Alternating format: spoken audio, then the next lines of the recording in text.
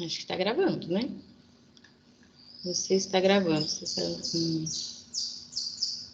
Ok. Então, gente, nesse primeiro momento de concentração aqui, que todos possamos estar juntos aqui concentrados, né? Com as tolerâncias às respectivas demandas domésticas, né? Que sempre ocorrem. Esse módulo hoje, então, a temática, nós vamos resgatar um pouco do que é o planejamento formal, planejamento participativo e falar um pouco, então, da estrutura de custos de produtos agroecológicos. Como vocês podem ver no material, nós temos já as aulas, né? As temáticas, as transparências, o material de leitura. Na próxima semana, nós trataremos a questão de agregação de valor e a certificação participativa e a certificação de terceira parte.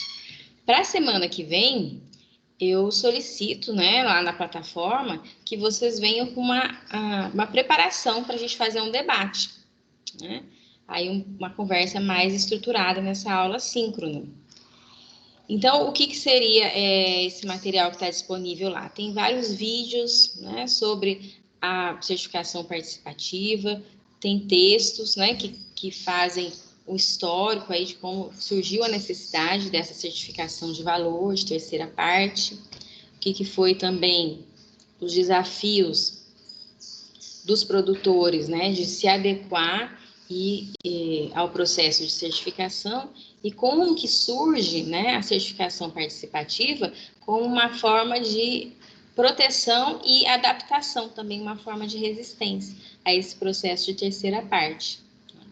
E hoje nós temos aí uma tendência, né, cada vez mais de distanciamento do produtor e do mercado consumidor, né, e legalmente a cobrança pela certificação, né, por ter uma comprovação.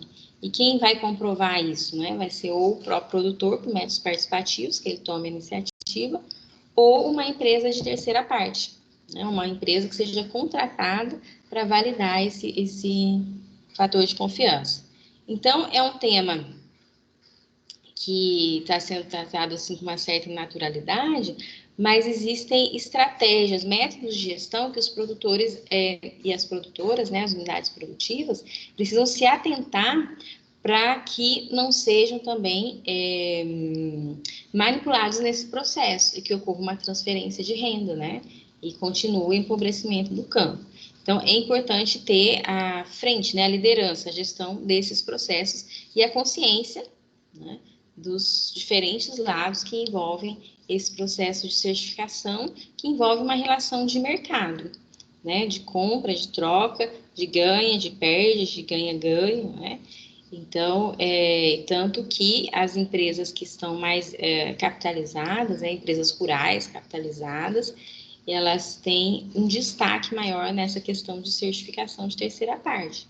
Então, a certificação participativa, ela envolve as associações, os grupos, né?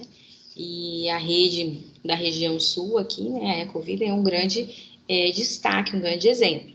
Então, no material lá tem vídeos, tem textos, tem comentários, que eu solicito que vocês acessem dentro das suas possibilidades, vídeos curtos, vídeos longos, né, mas que tragam esse material, uma opinião, né? Procurem materiais que formam uma opinião, uma argumentação, para que nós possamos discutir o processo de certificação na semana que vem, do dia 11, tá?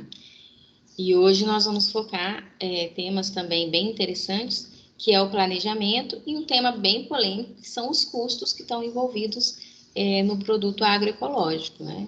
Não tem como comparar o custo do produto agroecológico com o produto convencional, se a gente não incorpora aí os custos ambientais, as externalidades, né? O que está sendo subsidiado no produto convencional, né? E toda essa agregação de valor. Bom dia a todos que chegaram. Renata, bom dia, chegou também. Sueli, bom dia. Todos que se adentraram aí, sejam bem-vindos. Estamos aí com 7 pessoas dos 12 matriculados. Já temos mais da metade. Essa aula está sendo gravada. Essa atividade está sendo gravada. E a Bom dia, Cris. Matheus está aqui com a Rê também. Bom dia, Matheus. Bom dia. Então, temos 8. 8 dos 12 participantes. Já 75%, né? Tá ótimo. E sendo que quem não está aqui presencial, né? Presencial. Sincronamente, né? Vai poder assistir a gravação e acessar também o material disponível lá na plataforma. Tudo bem para vocês estar gravando? Vocês se sentem à vontade para falar? Porque o objetivo maior é que quem está presente aqui fale. Se tiver algum problema de vocês manifestarem, ligarem a câmera por conta da gravação, eu desligo a gravação.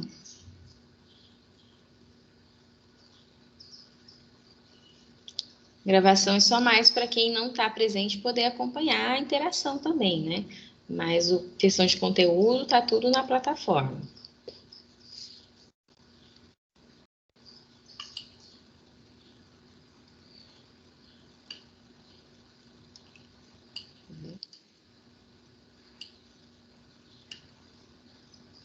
Bem, bom dia. Estou vendo que eu...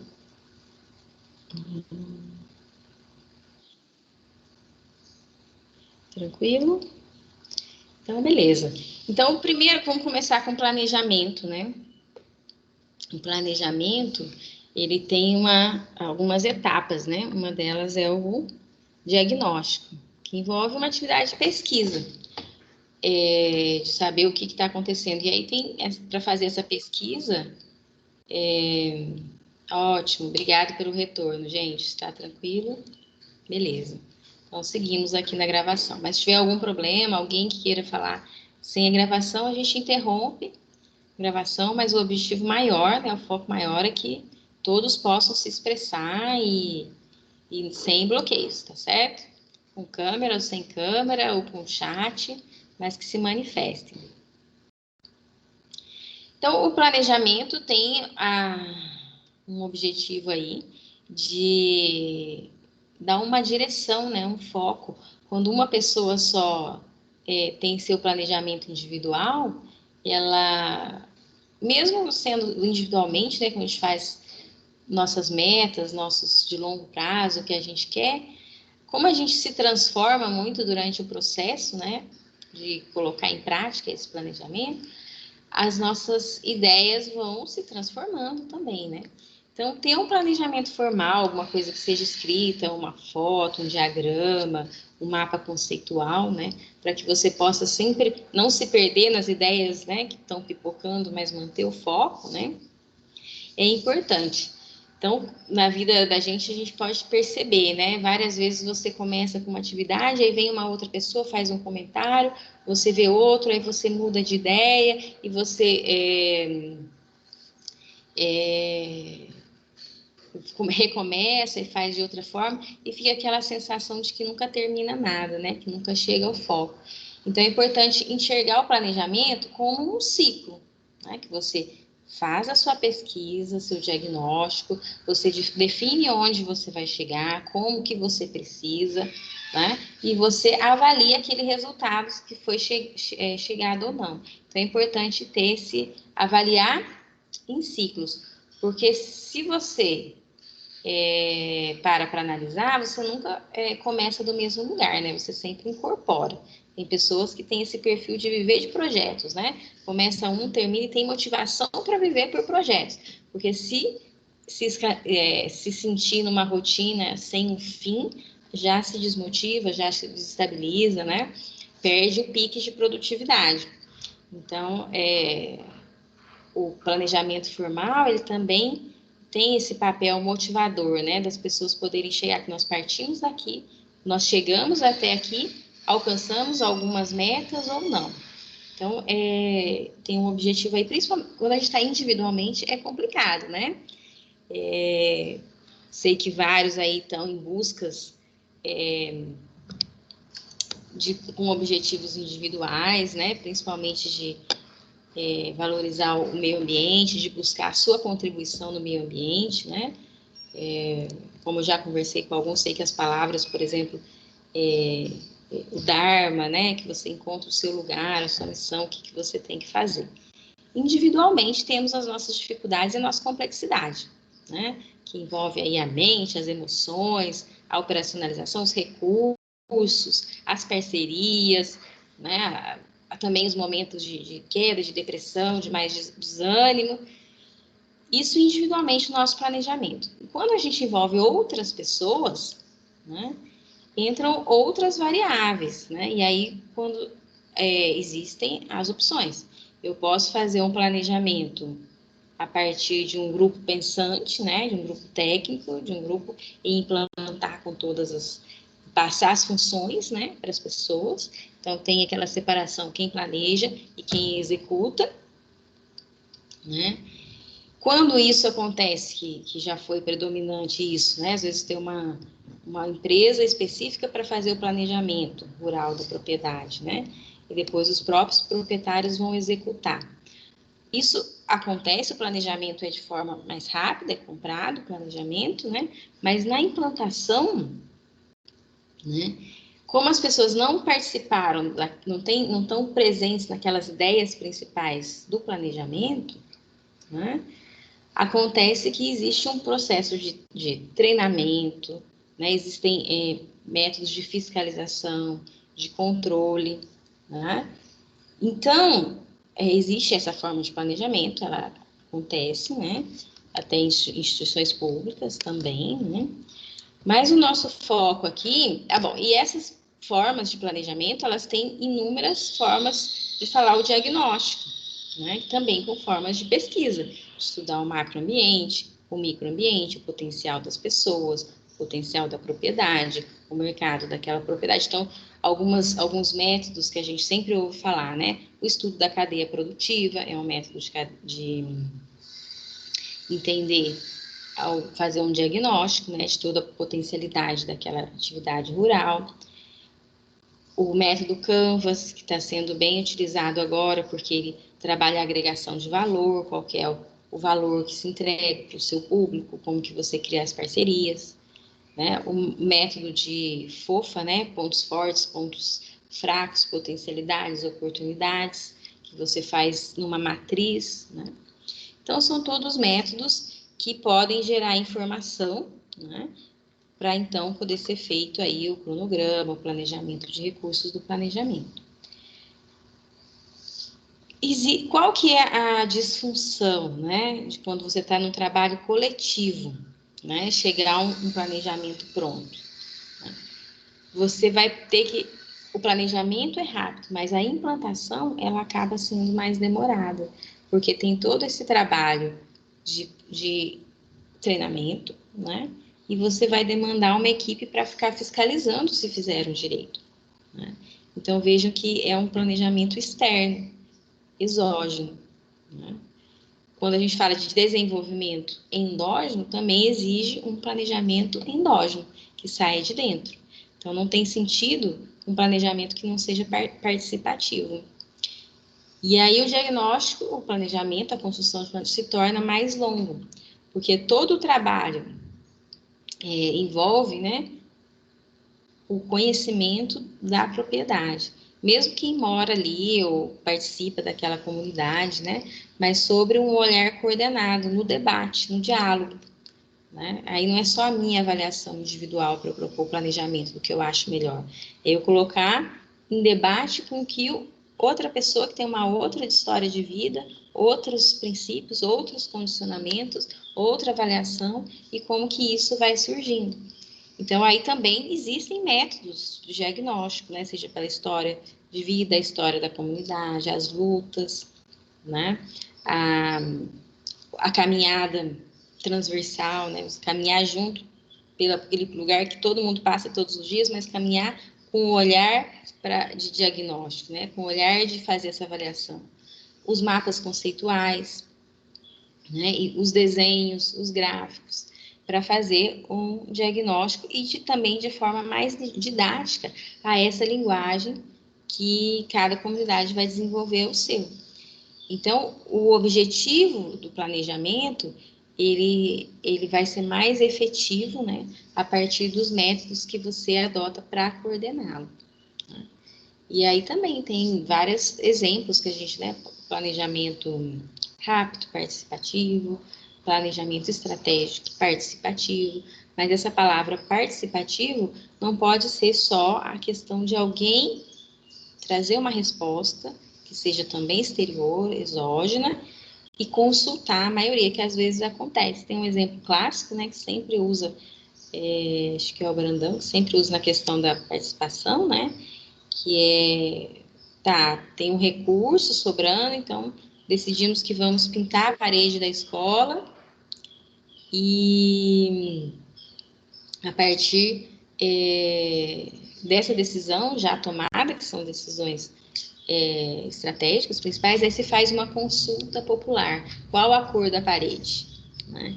Então, a consulta, a participação, né, que em alguns casos é considerado participativo, né, pelo menos em nomenclatura, ela traz uma ideia de consulta, mas o planejamento, e ela facilita, acelera, principalmente quando está trabalhando em órgãos públicos, né, orçamento participativo, porque ela acelera os processos de licitação e tal, mas ela continua com as respostas às soluções externas. E todas as pessoas que vão implantar e executar não participaram desse processo de diagnóstico, que é justamente onde se dá a formação. A gente faz estudos de autoconhecimento, né, para poder entender a nossa missão, enfim, mas fazemos os estudos, o diagnóstico da comunitário, para entender qual que é a missão, qual que é o propósito, né, o que seria dentro das transformações almejadas para aquela comunidade. Mas isso é uma diferença sutil, né, uma diferença, mas ela tem impactos drásticos. E entendendo essa diferença do que é esse diagnóstico que é endógeno e o diagnóstico que é exógeno, né, as métodos que são construídas internamente, aí fica claro quando que um planejamento ele é participativo e quando que um planejamento é consultivo a partir da participação popular. Né? Karen, bom dia! Estou vendo que você está assistindo com o Arthur. Ótimo. Então, veja só. Dos novos matriculados, nós temos 10 presentes. 2 pessoas... Não, nessa reunião 10, então nós temos a Karen e o Matheus. Então, temos 12 pessoas, estão todos presentes. Que maravilha! Que maravilha, muito bom. Então, nem preciso gravar, né? Porque está todo mundo presente. Eu vou agora, então, gostaria de fazer algumas perguntas para vocês nesse primeiro momento que a gente está. Maiara, bom dia, também seja muito bem-vinda. Queria fazer algumas perguntas para vocês no sentido de como que vocês vivenciam os processos de planejamento. Que vivências vocês tiveram, né? E em momentos de planejamento que vocês querem trazer para refletir aqui, né?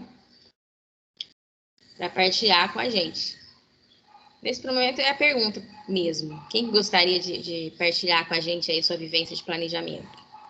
Mesmo que não tenha sido participativo, né? Mas a sua vivência de planejamento, execução, né? Eu acho que a Wanda não está aí, né? Tá faltando ainda, tá com... Então nós temos mais um. Acho que só a Wanda. Mas tudo bem. Ela vai ver gravado lá, tá acessando a plataforma. Quem que gostaria de partilhar aí a sua experiência de planejamento? Ninguém?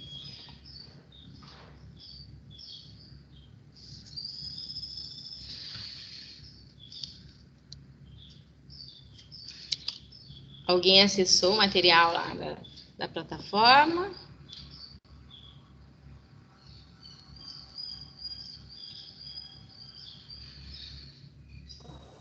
Oi, Cris.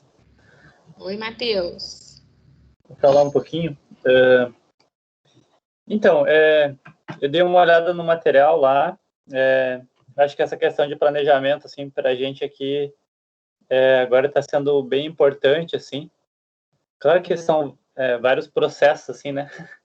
Até a gente conseguir, tipo, tá aterrado, assim, mesmo para entender, né? Tipo, não, a gente, né, quer visualizar isso aqui num prazo maior, então, como é que, né? O que a gente quer nesse prazo, né? E como fazer isso, né? Acho que isso ainda está amadurecendo, assim, na cabeça de cada um, né? Mas dei uma olhada no material, eu tinha um que falava sobre o DRP, né? Você está ouvindo? Parece que travou um pouco. Tô ouvindo sim, Matheus. Só desliguei o microfone para não dar interferência do áudio. Tá, beleza. Então, eu dei uma olhada no DRP, né? Eu já tinha visto também, né?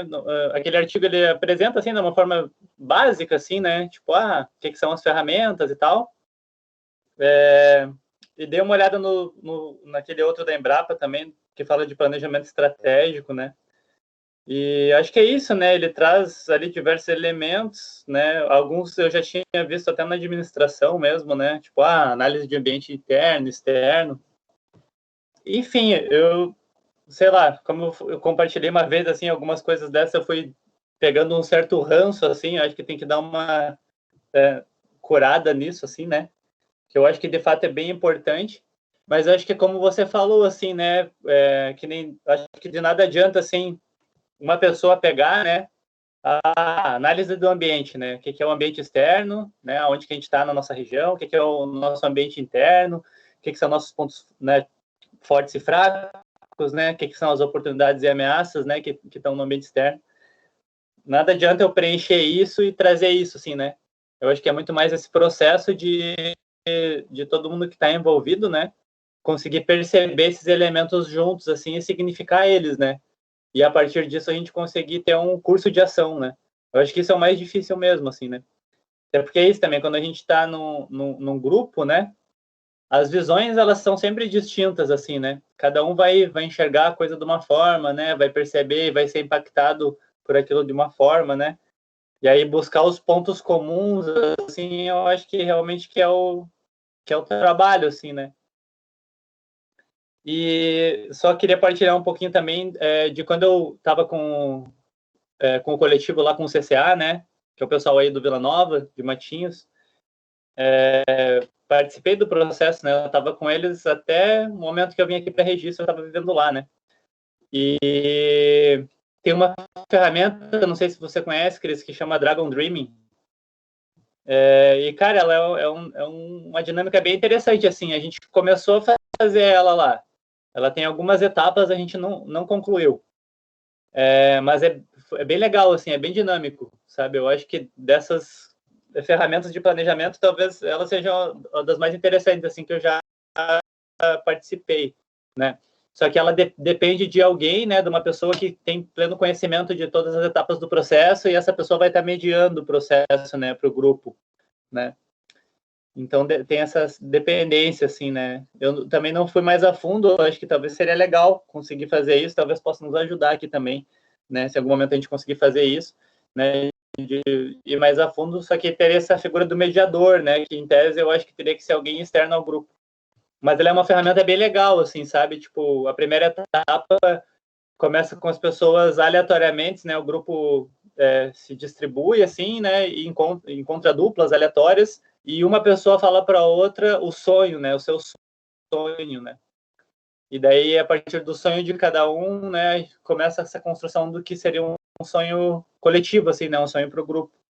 E essa ferramenta, no final, ela termina, tipo, montando grupos de trabalho, né? E frentes de ação, né? Então, é bem interessante. Não sei se você já ouviu falar.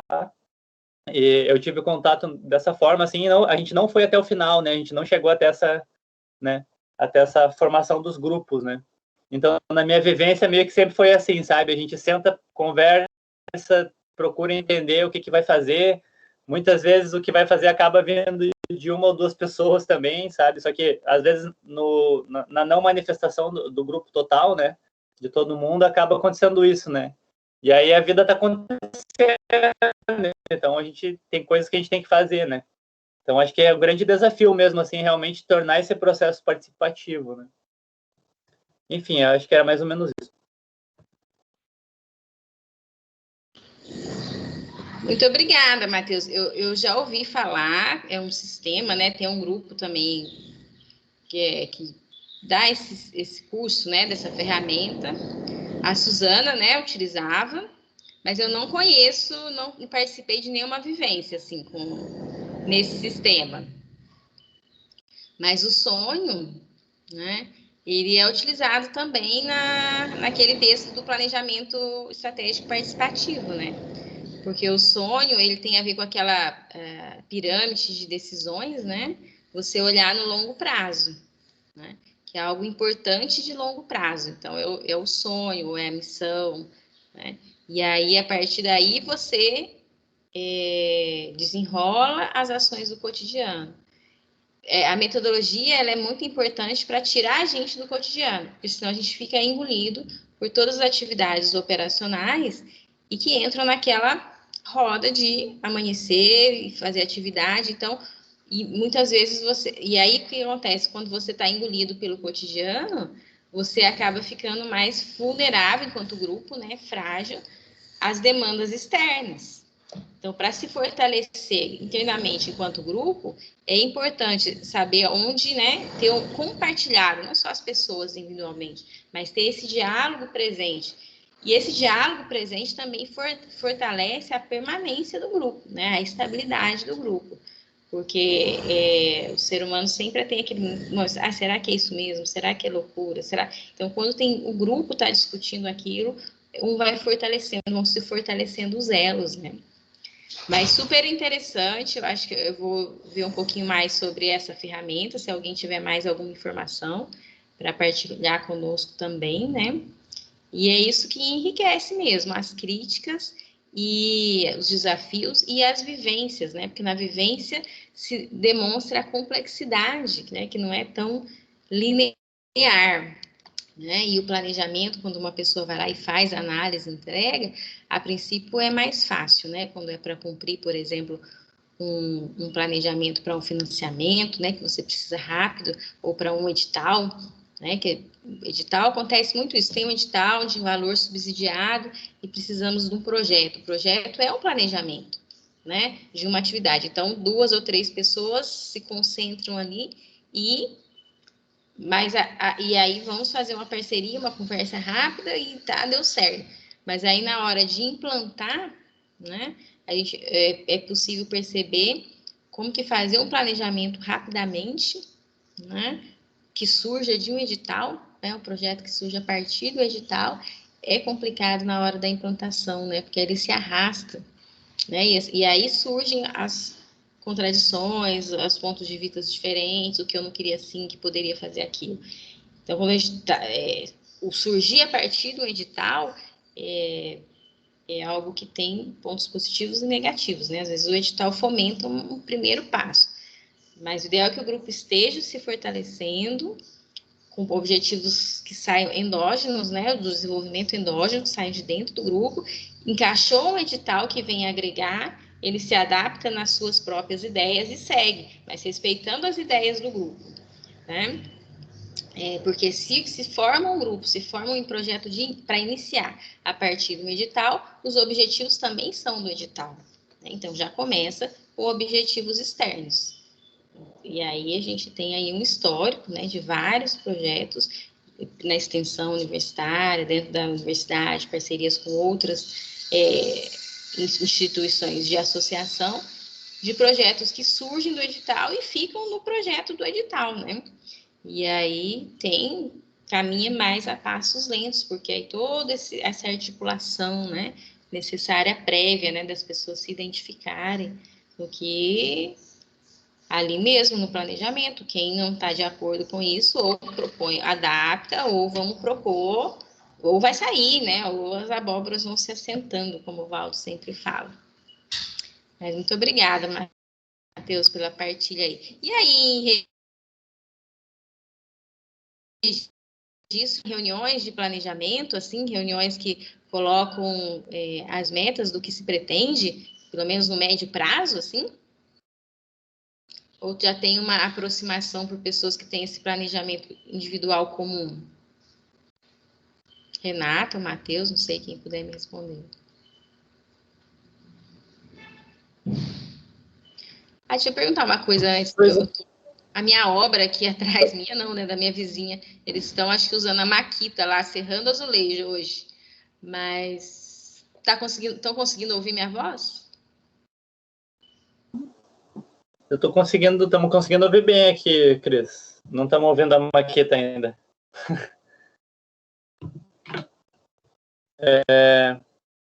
Posso responder?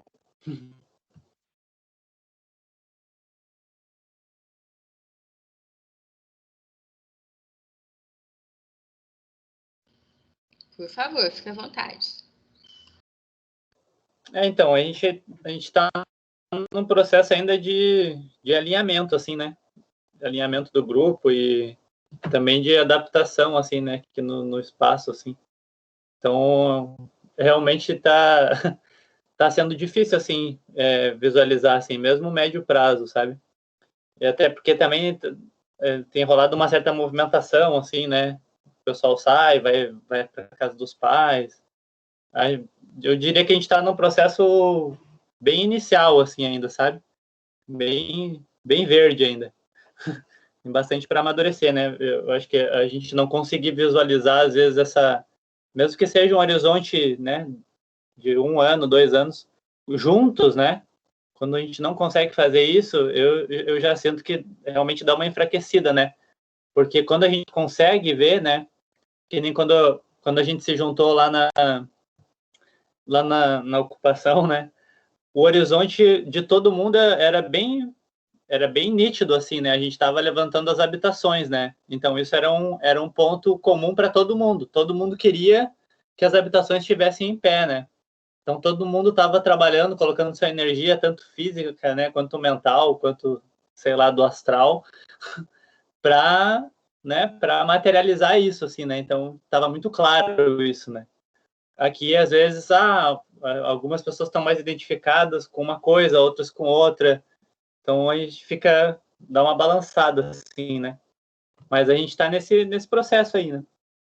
De alinhamento mesmo, eu vejo que é natural também.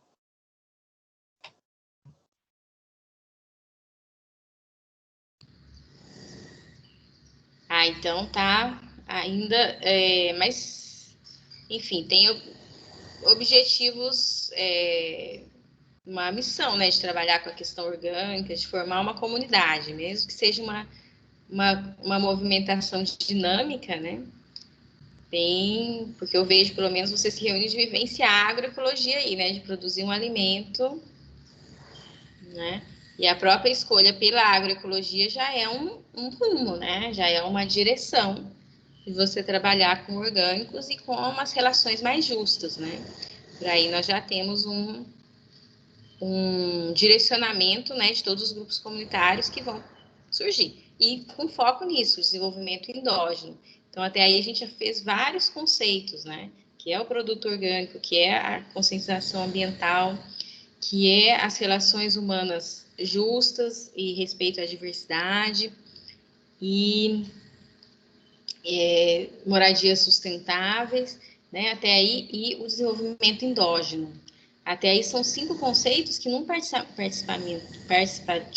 movimento participativo, essa palavra que o Matheus usa, né? Alinhamento, né? Realizar o planejamento participativo, ele visa isso, um alinhamento. Nossa, sumiu aqui, peraí. Do que nós estamos discutindo, aonde nós queremos chegar. Então, quando se reúne grupos que têm um perfil... Bom dia, Sara, também entrou aí. Bem-vindo, Sara. Cada hora aparece um aqui na minha tela. Então, partindo desses conceitos, né, que em alguma comunidade, talvez vocês encontrem aí já pessoal participando e alinhado nessa estratégia maior, né, nessa missão maior. Que seria um grupo não estruturado, mas amadurecido desses conceitos, né? Podem ter comunidades que não. Você entra, o desenvolvimento endógeno ainda não é tão claro. E aí, o que acontece? A própria participação vai ser mais tímida para participar do grupo, né? Para colocar sua voz, para colocar suas metas, para colocar o que acha, né? É mais tímido, porque, claro, parte de uma história de opressão e silenciamento, né? Que os grupos... Mas, o que eu quero falar? Vou falar, gastar a minha energia, depois não vai resolver nada, né? De vivências frustradas com outros projetos, né? Um exemplo bem interessante desse alinhamento, e que eu vejo como importantíssimo ao planejamento, foi o momento quando eu cheguei, já estava criado no curso, né, de diálogos no curso. Eu achei uma ferramenta super interessante, porque a partir do momento que você tem um espaço, né, de alinhamento, um espaço para você discutir aonde você quer chegar, quem está fazendo e tal, e ele fundamenta as outras instâncias deliberativas, né, que vão fluir as decisões em câmera e sala de aula, mas tem um espaço de diálogos. O que está fazendo ali? Alinhando os conceitos. E mesmo esse espaço, né, dentro de um curso de agroecologia, dentro de uma instituição pública, a participação era sempre um desafio. Vários momentos eu participei e uma parte participava mais ativamente e sentia a necessidade de se vincular às decisões que estavam tomadas, né? Mas sempre tem o amadurecimento de cada um, né? E existe uma acomodação dessas decisões que vêm externamente, né? Então, decidam e eu vou cumprir. O que é para fazer e pronto, né? Sempre tem o que é para fazer e pronto. O que é essa falação, né? Essa falação incomoda muitas pessoas. Muitas pessoas que têm um condicionamento dessa solução externa, né? E, claro, não dá para criticar as pessoas, né? Como eu já falei, é um histórico para formatar personalidades, né? Que essas personalidades, elas cumpram, executem o que foi planejado. Isso há séculos, né? Nós temos essa divisão social no mundo, né? Então, essa ruptura também, não, mas eu vou decidir o que eu vou fazer, pode gerar um pânico, pode gerar sensação de não saber o que fazer, de não se sentir apto ou capaz de tomar essas decisões para o grupo, né? Sejam, né, e nas minorias, quando entra a questão das mulheres, quando entra dos grupos, né, afros, indígenas, que tem uma postura de organização dentro do seu grupo, mas quando se amplia para território, para dialogar, principalmente com, por exemplo, um coordenador de grupo, né, surgem outras dificuldades. E isso só a vivência mesmo para formatar assentar, né, essa complexidade na nossa mente, a gente ter a formação, né, para coordenar esses grupos e não derrubando, né, mas com processos longos mesmo de conversas que vão gerando um fator que é a confiança, né? Confiar, porque o primeiro momento quem está coordenando, né, mediando um processo de planejamento, ele vai passar por um momento de teste no grupo, né, um teste de confiança, que é isso, a periodicidade, a frequenticidade, como vai informalmente estabelecendo laços com as pessoas dessa comunidade, como vai respondendo aos atritos do cotidiano, até que aquele território, né, reconheça que naquela pessoa nós confiamos para poder liberar a nossa voz, para poder coordenar esse processo, para nos envolver com o planejamento, né, pensando nessa situação que um coordenador do planejamento, um técnico em agroecologia, está vindo de fora para fazer aquele projeto na comunidade, né? Conquistar a confiança das lideranças, né? Saber que tem o ego envolvido da liderança, que tem as disputas de território entre grupos que disputam a liderança naquele território. Então, é todo um olhar e toda uma preparação também que faz parte do tecnólogo em agroecologia, quando vai coordenar um processo dessa monta, né, desse feito, também ter um reconhecimento das personalidades e das estruturas de poder e conflito, né, dentro daquela comunidade, para fazer também essa gestão aí das pessoas, das falas e da credibilidade, né? Porque se você entra e já defende tudo que a liderança fala, ou a partir de uma única fala de alguém que sempre tem alguém que fala muito na comunidade, conta toda a história, fala todos os conflitos, mas não, se você parte apenas daquela pessoa e tem um certo parcialidade, né, um partido daquela pessoa que tá falando mais, assumindo mais a fala mesmo na reunião, você não sabe como que as outras pessoas têm a visão daquela, né? Às vezes aquela pessoa te apresentou, mas o restante da comunidade ouve muito aquela pessoa que fala, mas tem restrições também às ações dela, né? Então, você ter esse consenso de ter sua própria opinião, ter a credibilidade, ter a confiança, é um trabalho antes até do alinhamento posterior. Então, pensando nessa situação de um tecnólogo entrando num território. E quando se juntam vários, né, tecnólogos, vários planejadores, né, dentro de uma comunidade por opção, né, nesse novo rural de transformação, e aí já não tem essa questão de ser um coordenador, né, aí a liderança vai ser situacional, vai ser móvel, já são estruturas mais circulares, né, de acordo com as situações.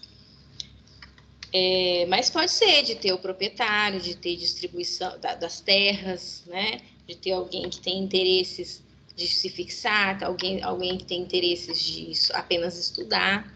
Então, todos esses interesses individuais, né, eles necessitam, né, ser trabalhados e que a perspectiva, a leitura da pessoa também seja avaliada dessa forma, né? Então, não estamos trabalhando só com iguais. Essa é a grande necessidade do planejamento, justamente porque existem diferenças, e essas diferenças estão envolvidas na complexidade do ser humano, que muda, que fica triste, que fica chateado, que está envolvido muito em emoções, ou encantado pelo intelectualismo, ou com, enfim, radicalismos religiosos. Então, são várias questões que elas aparecem quando se propõe a fazer um planejamento participativo. Enquanto o planejamento linear, né, de consultoria, digamos assim, e como se nessa primeira etapa de criar o planejamento, ele camuflasse todos esses conflitos, saiu o planejamento. Mas depois, para ser implantado, as relações são outras, porque eu preciso estar controlando que a pessoa vai fazer certinho como eu planejei, né? Ao contrário, quando você tem um planejamento participativo, você vai controlar para quê? Né? Todo mundo entrou em acordo, todo mundo quer o objetivo, você vai controlar no sentido de comparar os resultados, mas não de estar fiscalizando umas pessoas, né? Nesse sentido, né? Onde o elo de confiança em quem executa. E aí é uma estrutura que se economiza, porque aí flui, né? Flui. Mas eu queria ouvir vocês. Arlon, você tem uma experiência para partilhar com a gente, Arlon? Planejamento do trabalho, planejamento do dia a dia. Então, nessa pandemia, eu relaxei um pouco, né, durante os horários, em relação a planejar qualquer coisa, basicamente. Aí o que me ajudou bastante foi, a retomar todo o planejamento. As aulas também me ajudaram, né, dos módulos que teve, né, do semestre passado, que voltaram de emergência. Me ajudaram um pouco, mas também me programar para fazer mais exercícios ou acordar cedo até. Então, tem me ajudado bastante isso, acordar cedo, fazer algum tipo de exercício, começar já, assim, meu dia fazendo alguma coisa. Isso daí já me prepara para o resto do dia, já fico mais animado e mais disposto para fazer o que eu tenho para fazer, né, as minhas obrigações daí. Então, fazer os exercícios, isso me ajuda bastante. Ótimo. Obrigada. O objetivo da sobrevivência, né, Arlon? Exato. Essa questão de sobreviver de forma saudável. E é muito interessante isso que você traz, porque tem uma palavrinha que usa muito, né, quando a gente começa a sair de só executar, né, sair de só de reagir a ordens, que é a proatividade, né? E essa proatividade, ela envolve sair do ambiente, da área de conforto, né? Eu ficar só respondendo ao que me mandam. Mas veja, nessa nossa vida moderna, é tão complicado a gente ter um momento de escolha, né? Porque você tem horário para acordar, você tem horário de aula, você tem assunto, você tem filho para levar na escola, você tem horário de almoço, você tem... Aí depois tem novela, aí depois tem futebol, depois tem comportamentos de massa, né? Que nos momentos de folga, que momento que tem, assim, folga do trabalho, né, das 8 horas, já estão todos preenchidos. Se não é com transporte público, né, nas grandes cidades, vai ser com já a programação da Rede Globo, que tem que assistir o jornal, ou a questão também que é muito comum o futebol, né, ou se é anestesiar de alguma forma, ou com bebida, ou com drogas, né? Então, a nossa sociedade hoje preenche o nosso tempo inteiro, pensando no homem comum, né? Que não parou para pensar, está só reagindo ao estímulo externo. Então, o nosso horário está completamente tomado, inclusive os horários de liberdade, né? Tanto que essa pandemia, esse momento de ficar em casa, né? Deu um baque, né? E muitas pessoas entraram num monstro de se enxergar e agora não tenho nada para fazer. Eu fico pensando como que a gente pensa isso, não tem, né? Por algumas falas no início da pandemia, agora já se estabeleceu, as pessoas se organizaram, mas como que quando tem que se tomar a iniciativa, muitas pessoas ficam perdidas, né? Inclusive fazem mal para a própria saúde. Então, esse também é um desafio, né? Então, você está estabelecendo o seu horário, você tem essa liberdade, então eu vou cuidar da minha saúde, vou pensar o que vai ser possível eu fazer para minha mente ficar aberta, ficar ligada, né? Não ficar num anestesiamento, né? E focar em coisas que eu tenho que fazer e que agora eu tenho a posição de decidir. Então, quando essa autoridade de decidir sobre o que fazer, né, é posta para todos, né, é natural ter um momento de vazio, ou ter surtos, né, ou ter aqueles que sempre quiseram mandar e vão tomar conta do que seria participativo, né? E vão ter as pessoas que vão se sentir confortável reagindo, né? Porque é uma zona de conforto. Você sempre reagir, né? Eu tenho que entrar esse horário, pronto, saí, acabou. Fiz o que eu tinha que fazer. Ou eu tenho que fazer esse mínimo, né, de atividades, enfim, e não parar muito para pensar. Porque quando você para e fala, não vou reagir, eu vou tomar conta do meu destino, é você romper com o processo, né, e uma postura comportamental, né, um estado mental. Pode ser que nesse momento eu esteja reagindo ou cumprindo essas tarefas, mas no longo prazo, o que eu quero, onde eu quero chegar, o que eu tenho que fazer para sair dessa roda de rotina, para sair dessa roda operacional de decisões que são inúmeras, mas não pintar qual a cor da parede, né? Eu tenho que decidir o que eu vou fazer no almoço, tenho que decidir qual disciplina eu vou matricular, mas eu tenho que decidir que roupa eu vou colocar, né? Como que eu vou pagar essa conta, tal, mas são decisões que se resolvem semana a semana, dia a dia ali, no cotidiano, né? Para eu sair dessas decisões, que são muitas, né? Demandam, mas não mudam o rumo, né? Da minha trajetória. Que essas são decisões de longo prazo, decisões estratégicas, que elas vão demandar buscar outras informações, buscar conhecer as possibilidades, vão demandar um esforço mental, um esforço físico e um esforço emocional, né? E muitas vezes lidar com o risco. Será que vai dar certo? Será que vai ser um cenário otimista, pessimista? Eu posso ter prejuízo, né? Então, o lidar com o risco, quando você decide, né? E tomar a decisão, né, sobre a sua própria trajetória, exige uma estrutura psíquica, né? E que para muitos vão ser uma transformação, uma ruptura, né? E aonde inconscientemente as pessoas fogem de sair dessa ruptura, muitas vezes sabotando o planejamento participativo. Né? Então, existe também essa questão inconsciente da sabotagem do planejamento participativo. Né? Ah, May entrou aí, bem-vinda, May. Oi, Muito Cris. obrigada pela fala. Desculpa a demora, por favor. Não estava conseguindo entrar. Mas já estou Seja aqui. bem-vinda. Valeu. Está sendo gravada, May, está sendo gravada.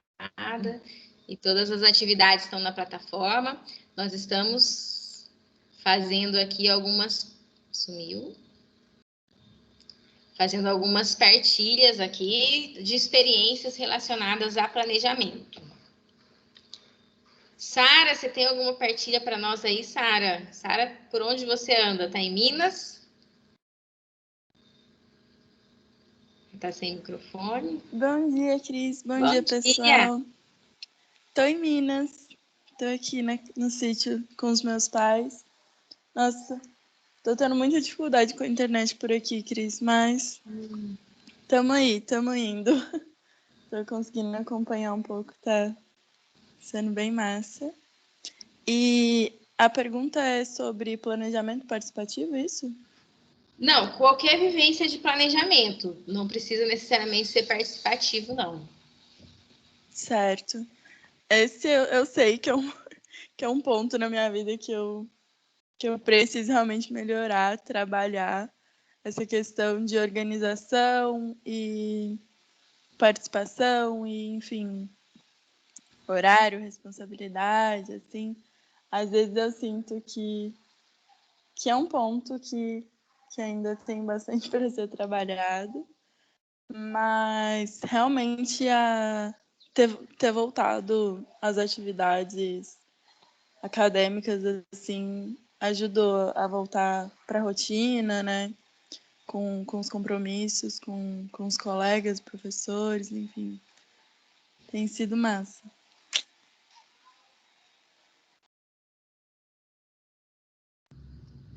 É bom. Se a gente não preenche o tempo com o que a gente quer, alguém preenche com o que a gente não quer. A gente ter essa atividade. Exatamente. Ele sempre está preenchido. Maiara, quer compartilhar conosco as suas experiências? Conseguiu acessar a plataforma, Maiara? Oi, Cris. Oi, gente. Tudo bem? Então, eu consegui acessar a plataforma, finalmente. Eu estava com bastante dificuldade para me encontrar as atividades. Enfim, na verdade, ano passado foi mais difícil eu estar participando das aulas. Eu estava trabalhando bastante. Eu trabalho numa escola, né, de inglês. E só que eu tô saindo agora também, porque tô voltando para Campinas, acabei decidindo ontem. E foi assim, super de repente, eu tava trabalhando bastante também, até mesmo na parte de planejamento, porque eu tava na coordenação da escola, então, nossa, tem muita coisa para organizar, muita coisa para gestionar. E só que eu tava percebendo assim que não é bem isso que eu quero, e eu tô precisando voltar para minha família. Eu tava esperando a faculdade de voltar também, mas enfim, a gente sabe como tá todo esse cenário, né, mundial, tá tudo uma doideira. Então, eu tô voltando para Campinas agora, vou ver de me focar mais também nas aulas remotas, porque como eu tava trabalhando, nossa, eu nem tinha cabeça para sentar e fazer atividades ou participar mesmo da aula. Às vezes eu ingressava, só que, nossa, com tanta coisa acontecendo, eu me distraía fácil. Tipo, nem conseguia ficar sentada, presente, sabe? Eu tava ali só só como um ícone mesmo, sabe? Acessando as aulas, mas nem estava aí. Então, eu acabei decidindo que, assim, seria melhor para eu conseguir me focar mais nas aulas, poder participar mais. E realmente isso já tá melhorando, sabe? Tô vendo isso. Mas, enfim, como eu vou voltar para casa dos meus pais, eles também moram num sítio lá, eles plantam bastante. E eu tô querendo ver de fazer uns projetos também relacionados às hortas lá, ver de fazer todo um mapa, um planejamento para eles, que isso às vezes falta também, né? Ver o que eles vão plantar, aonde e o que, né? Quando. Então vai ter bastante trabalho por lá também. Então tô empolgada com isso. Mas, Cris, eu queria até perguntar para você. Eu estava vendo essas atividades na plataforma, né, na FPR Virtual, e eu estava fazendo ainda as coisas do primeiro tema, né, porque eu estava bem atrasada. E aí, tipo, eu estava querendo fazer do segundo e terceiro tema, e eu não sei se deu alguma coisa no site, mas eu não conseguia acessar tipo, os temas 2 e 3. Eu fiquei com uma dificuldade. Então, eu queria perguntar se deu alguma coisa no site ou como é que eu posso estar acessando esses outros temas para fazer essas atividades ainda. Maiara, você estava matriculada na Economia e Mercado no semestre normal, estava? Sim, isso. Então, existem duas salas. Uma que é do semestre normal, que foi interrompida, e uma outra que tem eu coloquei o ícone, o desenhinho, se você vê na apresentação, e aí essa do semestre normal tá só o primeiro e indicando para as pessoas procurarem na apresentação o módulo que tem o mesmo nome, Economia e Mercado, mas ele tem específico ciclo especial, ciclo 2. Tá, ciclo remoto. Ciclo especial. Então, o desenhinho de apresentação é diferente. É uma roda, assim, dá para ver que é mais coloridinho. Ah, tá bom. Olha só. Tá bom. Vale para os dois, tanto de economia e mercado quanto de planejamento e gestão. O de planejamento e gestão é esse fundo aqui, nosso painel de abertura lá, que é um planejamento participativo feito em uma comunidade. Beleza. Tem os metas e tal. Então, tá, obrigada. Outras pessoas, não se preocupe. Tá, vou dar uma olhada então, para ver, fazer essas atividades, colocar as coisas em dia mesmo. Obrigada, Cris. Bem que eu notei que você tinha falado que tinha acessado, mas não aparecia para mim, então você estava acessando a outra sala. Sim, ai, tá, faz sentido agora. Faz sentido. Sim, valeu, Cris. Então, tá bom. Obrigada. E essa é uma decisão estratégica, né? De mudar de lugar, mudar o que fazer e pensar que, por mais que estivesse trabalhando com planejamento e com coordenação de pessoas e com várias tarefas do cotidiano, né? Houve uma ruptura de trajetória. Então, aí são poucas, né? Mas todas as decisões posteriores, táticas, estratégias, operacionais, né, intermediárias, elas vão ser decorrentes dessa opção, né? Resolvi mudar de lugar, mudar o que eu estou fazendo, né? Então, é um exemplo de prioridade das decisões, né, da pirâmide lá. Que é uma decisão estratégica, né? E que muda o enfoque das demais, das outras decisões, que vão ser decorrentes, né? Mas a partir do que eu mudei o caminho. Muito obrigada, Maiara. Obrigada. Max quer compartilhar conosco? O Max fez uma apresentação muito interessante do projeto dele, se todos podem acessar lá na nossa plataforma, né, do seminário. Ele está nesse desafio do planejamento e de colocar as metas dele, né? Mas em planejamentos participativos, Max, você tem uma vivência assim para participar com a gente?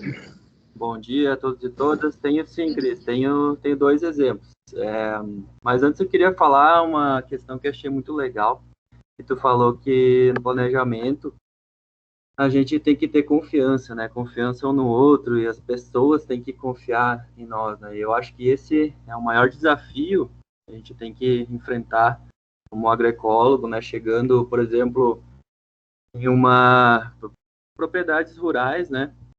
E, por exemplo, estou num grupo de pessoas e chego lá, eu como agroecólogo, e começo a falar as coisas, né? E para adquirir a confiança, para o planejamento dar certo, né, a questão física, as pessoas têm que confiar um no outro. E isso eu acho que é o maior desafio. Eu vou ter que fazer, tipo, dinâmicas. E eu acho que, pelo que a gente passou, assim, eu confesso que eu acho um pouco chato isso de... antes de ter o planejamento, eu tenho que conhecer as pessoas têm que conhecer uma com a outra. E sempre, conheço assim, das pessoas rurais, né? Às vezes, tipo, as pessoas têm treta um com o vizinho, tipo, por vários motivos, né? Então, eu acho que esse é o maior desafio que a gente vai enfrentar chegando no planejamento rural, né? Gestão de pessoas, as pessoas confiar em nós e confiar nos outros, uns nos outros, né? Porque depois a gente vai embora e as pessoas têm que continuar fazendo o que a gente combinou em grupo, né? E o primeiro exemplo que eu tenho tem a ver com isso, que foi em 2018, no final, eu fiz um estágio, uma propriedade rural, e era só com um produtor. Aí eu cheguei lá e fiquei falando com ele. Durante uma semana a gente ficou só conversando. O objetivo era fazer a transição agroecológica, né? E durante uma semana eu, né, pesquisei bastante o que era, porque a gente não sabia ainda o que era. Daí eu li os livros e tal e falei para ele o que era a transição agroecológica, e a gente fez os desenhos e tal. E foi muito legal. Só que daí o que aconteceu? Na hora de fazer, né, as hortas, implantar, foi tudo diferente. Então, eu acho que o planejamento é a etapa mais importante. E o segundo exemplo é da própria horta do Castelinho, que a gente teve aí, até o Matheus teve junto, todo mundo conheceu, né? E como é que ela começou? Ela começou com... A gente tinha aquele mato lá na frente, né? A gente morava eu e o Matheus junto, e aí a gente, vamos fazer alguma coisa, né? Começar. Daí eu fui lá e falei com o tiozinho da frente, que era o dono da casa, e falei, posso fazer uma espiral de ervas aí? Daí ele, né, expliquei o que era, ele disse que sim. Ele falou, faz um cantinho ali, que era perto da entrada da garagem, né? Daí eu comecei a fazer e tal, daí eu no outro dia, assim, ia terminar, né? Daí eu fui lá e falar com ele, o que tu achou? Aí ele disse assim, tá muito perto aqui da minha entrada, faz lá mais pro meio do mato, não sei o quê. Daí eu tive todo que fazer desmontar o que eu já tinha feito, abrir o mato e fazer bem no meio onde tá hoje, né, aquela espiral de ervas que era de coco, né? Então, e aí aconteceu também depois que a gente foi fazendo tudo meio sem planejamento.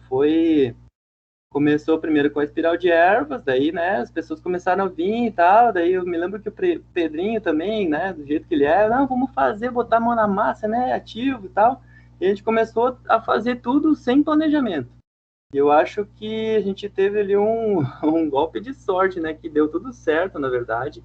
Algumas vezes eu me lembro que tava no começo também, tava o Matheus e o Theo, eles fizeram lá uma leira de compostagem, né? E também era bem no começo, daí depois a gente teve que mudar o lugar, né?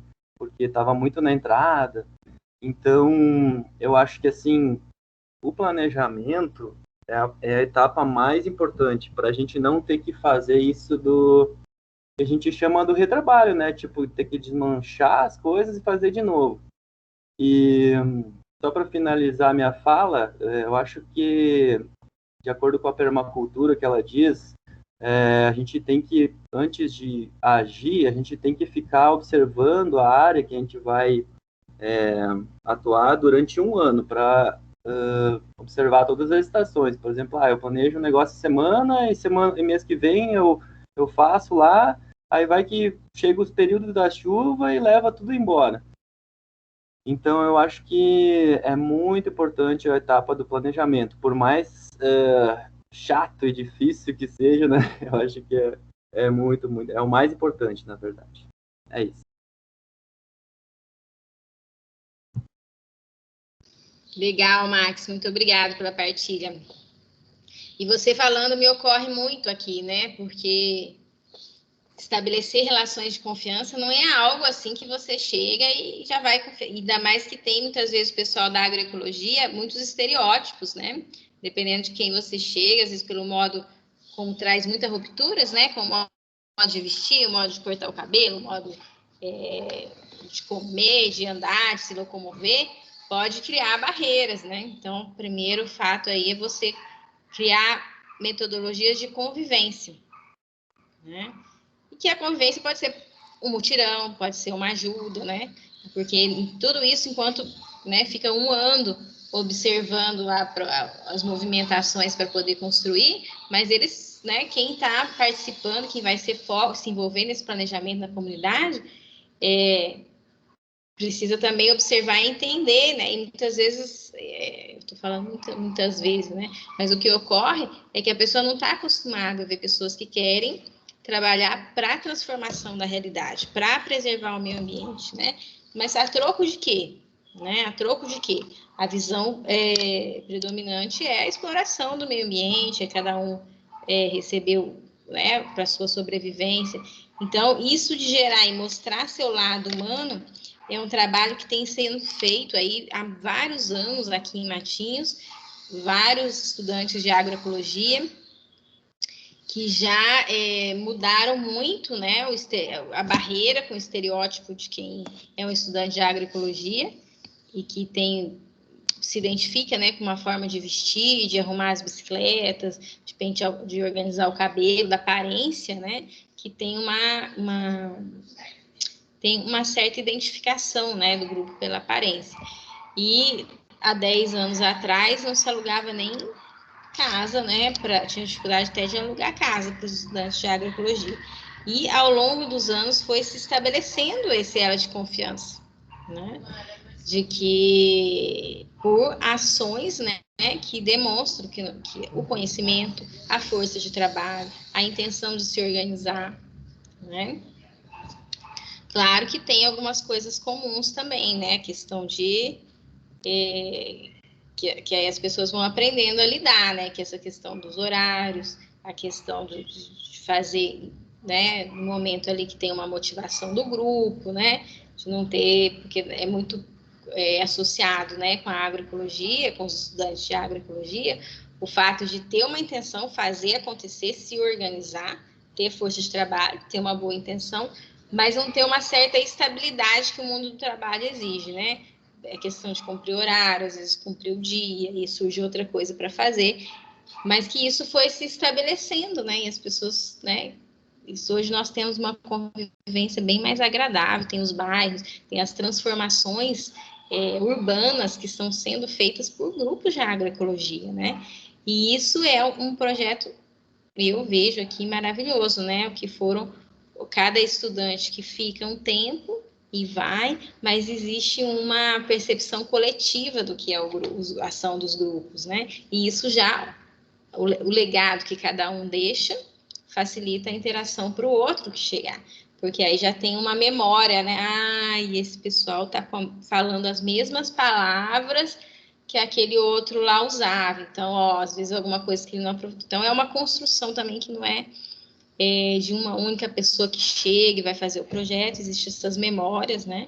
E aqui em Matinhos nós temos aí esse histórico aí de 10 anos, né? 15, na verdade, né? 15 anos já dessas conversas, né? Com os grupos em regiões urbanas, e isso isso está, né? A passos lentos, mas caminhando, né? Interações cada vez com menor resistência. Hoje já tem, né, uma admiração, as pessoas já têm uma opinião formada, e isso eu acho muito interessante, essa mudança, né, do medo, né, para confiar que né? Então, é muito interessante. E é um processo que me veio aqui em espiral, né? Porque às vezes você participa de um planejamento, de um mutirão, você só... mas ali você abre para um planejamento maior, né? E aí você vai ampliando a interferência ali. Então, trabalhar a partir de projetos curtos, executáveis, operacionais, mas que o objetivo desses projetos é resolver uma solução imediata, mas também, né, com objetivos secundários, mas importantíssimos, gerar os elos de confiança, gerar uma visualização de algo pronto, né, que vai fortalecer o sentimento de coletividade. Não, juntos nós conseguimos fazer isso, então vamos fazer um outro menor aqui, e o planejamento vai crescendo junto com essa confiança da comunidade, né, junto com ela da comunidade. Então, quando você fala sem planejamento, né, é sem planejamento, mas tem princípios norteadores já consolidados, né, que é você trabalhar com uma interação com a comunidade a partir de uma produção coletiva, né, até você, por mais que não esteja assim enunciado num banner com a missão ali, né, ele está na intenção das pessoas que estão propondo ali, e como que em espiral também vão crescendo as ações, né, e se fizesse inicialmente um projeto de toda a horta do início, meio, recurso, quem vai fazer o quê, na hora de executar, né, poderia ficar só no papel, poderia não ter gente, poderia dar briga, dar trabalho, dar conflito, um querer falar que teve a ideia, o outro, né? E é muito interessante quando tem esses projetos em espiral, que todo mundo é dono da ideia, né? A ponto que se cada um que conta a história, conta na sua versão e colocando a sua proatividade. E isso é muito legal, porque quando se perde quem deu a ideia, quem deu a iniciativa, ou quem é o dono do projeto, digamos assim, aí se vê que o projeto de fato foi participativo, porque todo mundo se sente parte, todo mundo se sente na iniciativa, né? E não estou falando especificamente de lá, mas outros projetos que a gente ouve, né? Cada versão que se elabora, a pessoa se colocando como protagonista, isso é importantíssimo, né? E na sua visão, porque o objetivo de fazer parte foi cumprido. E aí o projeto cresce, né? O projeto não precisa de uma babá, porque as lideranças às vezes fazem o papel de babá, ficar insistindo para que o projeto dê certo e chamando gente, reclamando que o pessoal não participa, e insistindo e tá lá sozinho, né? E insistindo naquilo. Mas por que precisa de uma pessoa estar insistindo? Não é um projeto coletivo, né? E aí, quando o projeto anda sozinho não, né? Tem muitas mãos para cuidar, não, né? Essa insistência, né, do papel de liderança não é necessário. Controle, fiscalização. Só um minuto, gente.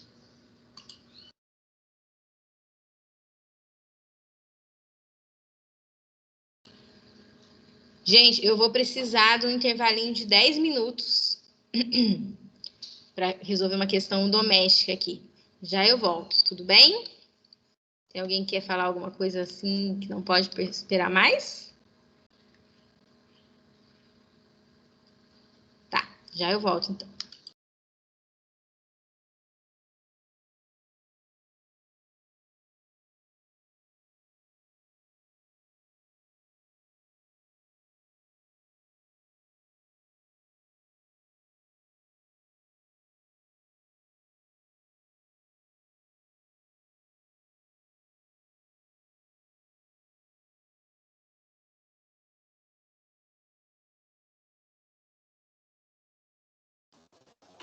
E aí, tio Max, deu saudade das atrapalhadas na Horta Castelinho?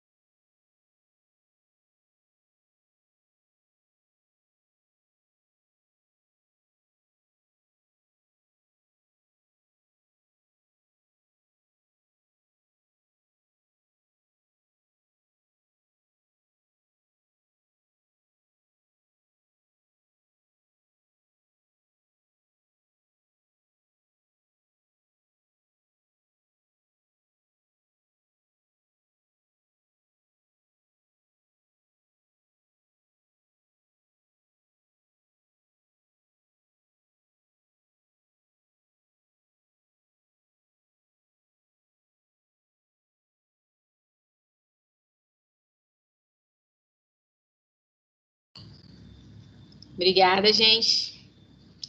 Tive uma demanda doméstica aqui.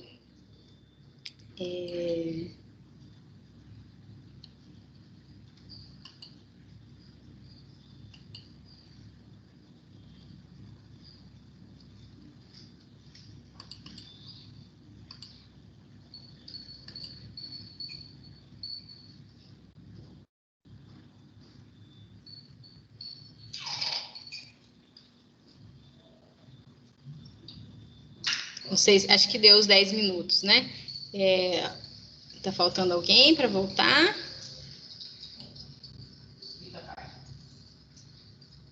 Vou ver aqui no bate-papo.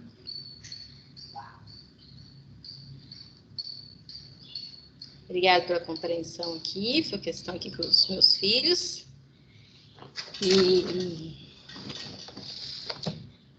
Nós estávamos falando sobre as experiências, né? Eu agradeço aí as falas, mas alguém gostaria de falar de alguma experiência que aborda alguma questão ainda diferente das que já foram faladas?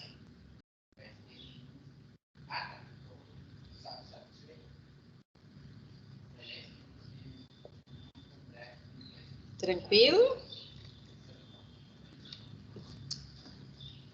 Vou ver quem está aqui.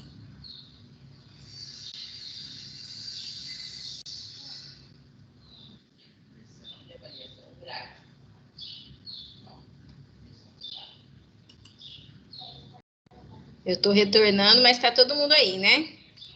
Não sei se vocês voltaram ou me abandonaram aqui. Deixa eu pensar aqui. Renato, obrigada. Então, para encerrar agora, obrigada, Sueli, pelo retorno aí.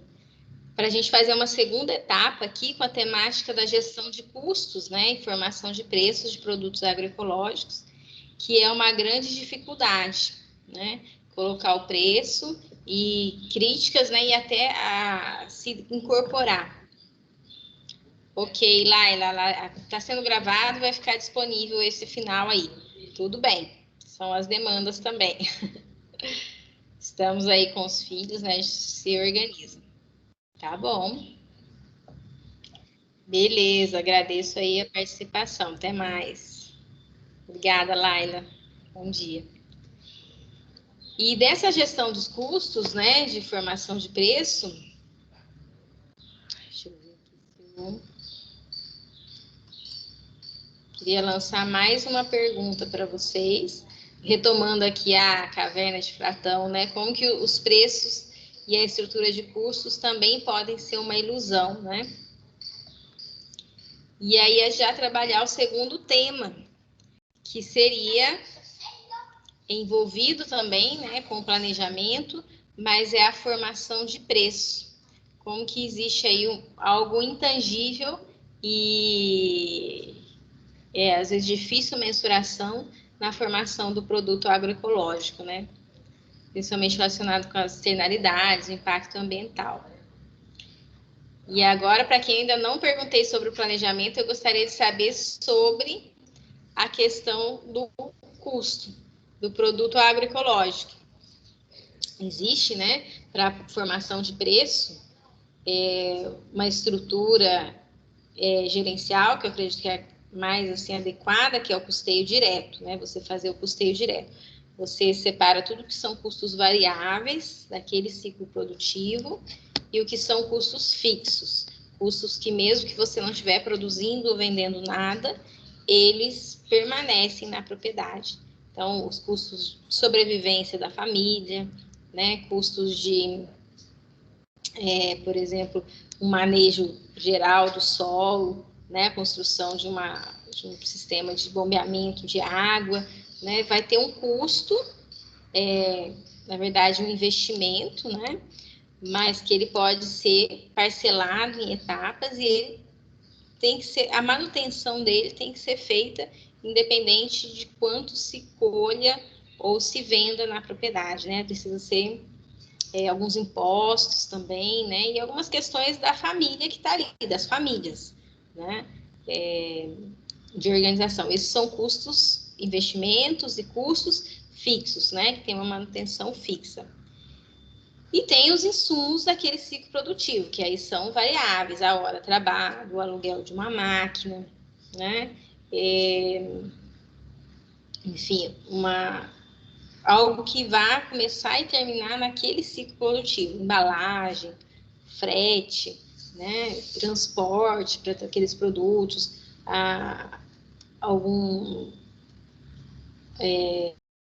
para você levar o custo de comercialização também pode ter variáveis, né? De você trabalhar uma embalagem, de você organizar uma cesta, por exemplo, que vá para a propriedade, né? Então, são custos variáveis. E você trabalha isso como custos mensuráveis, diretamente ligados à operação, né? E isso acontece como custos centrais. Mas existem custos indiretos também, né? Relacionados à questão ambiental, né? Por exemplo, o uso e a degradação do solo, em algum momento, vai tornar inútil aquela terra, né? Ou vai provocar uma vossoroca, uma erosão, né? Ou, enfim, sem as árvores ali, né? O desmatamento vai provocar uma ventania, um ciclone, uma mudança climática, né? E aí esses custos, eles não são incorporados no produto, mas eles são pagos por toda a sociedade, né? Então, quando se está produzindo convencionalmente, esse custo, esse impacto, né, ambiental, quem que paga? Né? Tem que fazer um trabalho despoluente dos rios, tem que arcar com as despesas do SUS, por exemplo, intoxicação por agrotóxico, né? Então, todos esses são custos que a sociedade paga e que são subsidiados no produto convencional. O produto agroecológico, ele incorpora, porque na medida que ele não degrada, ao contrário, ele recupera o solo, né? Preserva os mananciais, as fontes de água, dá mais qualidade de vida para os trabalhadores, para os consumidores, né? Dá mais saúde, enfim, produz menos embalagens, menos impacto, né, dos produtos químicos, da biodiversidade. Isso é um investimento, né? É um benefício. Quem tem esse benefício? Toda a sociedade, né? E quem que paga esse benefício? Né? Quem que paga por essa atividade, né? Por que o trabalho... então, existe uma necessidade de equiparação, né? De enxergar esse valor, esse benefício que a sociedade ganha quando tem um produto agroecológico dentro, né, de todo o processo de produção, e o custo, que aí é um custo financeiro mesmo, porque a sociedade está pagando isso. Se não é via os impostos, via o governo, via a própria saúde, via a degradação do próprio ambiente que vive, existe um custo, né? E só que essa maior parte do que está o valor, né, agroecológico, ele não é contabilizado no preço, né? Então, a necessidade de trabalhar com o grande valor, né, do produto agroecológico, o processo de produção e não a mercadoria em si. Você está comparando aí o tomate, a cenoura com a cenoura, mas não são só os valores nutricionais desses dois problemas que estão em jogo, né? Existe um custo do operacional de produção, mas existe um custo social muito mais amplo, que aí tem um distanciamento gigantesco. E isso tem que ficar claro, né? Uma forma de deixar isso claro, existem pessoas que estão já estudando e exigindo mudanças contábeis, né? É que esse custo indireto ambiental, as externalidades, seja contabilizado nas empresas que vendem o produto convencional, né? Porque se você trabalha só o custo direto e o custo de operação, você mascara todo esse custo que é subsidiado, é o custo de trabalhar o impacto ambiental da produção convencional.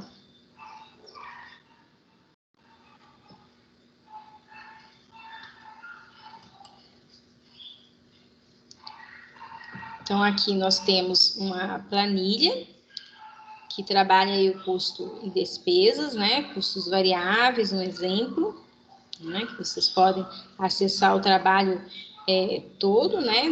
Da Silvia, Avaliação Econômica de Elaboração de Banana Passa. E aí, para quem tem interesse em trabalhar o custo operacional, o custo de produção, aí tem todo um detalhamento de produção, né? E comparativos aí com a produção convencional e orgânica.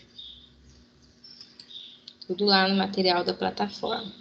Para trabalhar a gestão de custos, é um tempo você contabilizar, você registrar, e aí tem que ver se é viável, dentro de todas as atividades relacionadas à formação de preço, você focar tanto nos detalhes, né? Tem um custo que, como é o caso lá, que divide todo o custo para saber o custo de 1 quilo de cenoura.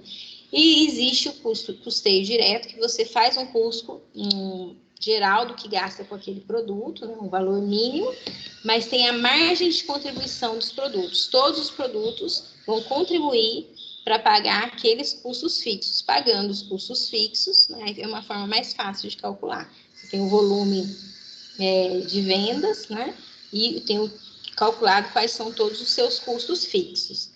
E a partir do bolo de custos fixos, a diversidade de alimentos e rendas, né, referentes à comercialização ou não, vão abatendo os custos fixos. A partir do momento que você cobriu os custos fixos, você trabalha já com uma margem de lucro, né, de ganho, operacionalmente, para planejar ali o caixa financeiramente, né?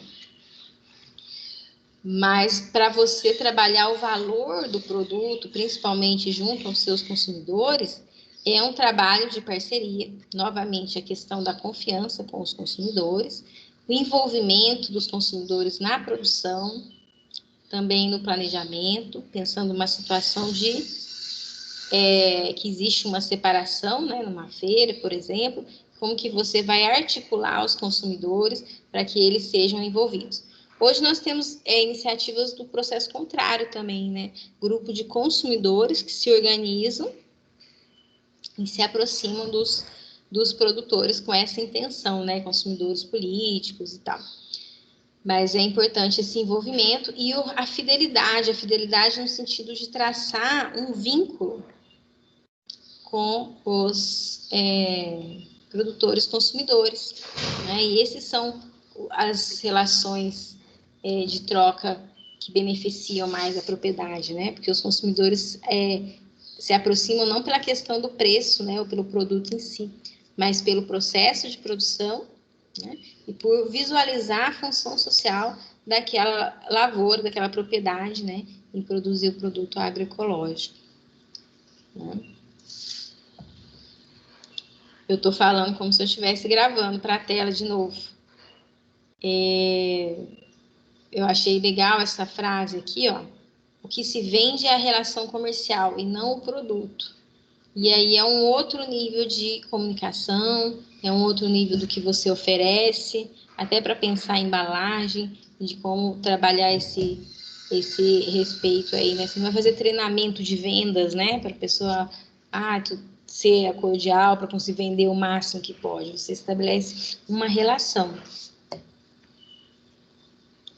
E eu gostaria de ouvir vocês também sobre essa percepção de custos, que como no planejamento a gente tinha aquela chave, né, para poder entender o que tem o material escrito na plataforma, aqui pensar os custos também tem essa chave, né, que são os custos tangíveis, mensuráveis, que é o custo operacional e que é o custo indireto ambiental em volta. Quem gostaria de comentar o que desperta, né? É uma novidade, é algo que já está estabelecido, é algo que não tem, nem precisa discutir, como que é a relação com os consumidores.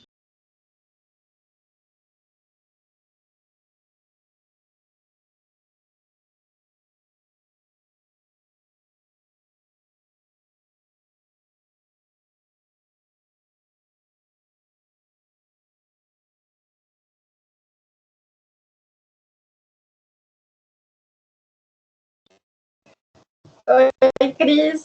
Acho que eu posso contribuir um pouquinho. Mas na perspectiva do artesanato, assim, né? Eu faço crochê É até, tipo, vários processos, assim, que envolve, né? Até, tipo, assumir isso, assim, né, como algo que eu vislumbro como fonte de renda mesmo, como um trabalho, assim, né? É parte desse processo, assim, né? Até que eu acho que faz muita parte quando a gente pensa no valor, assim, no cobrar, né? Porque é um trabalho, né? Apesar de ser uma coisa que eu gosto muito de fazer, né? Também tudo ter começado como um hobby, assim, é um trabalho, né?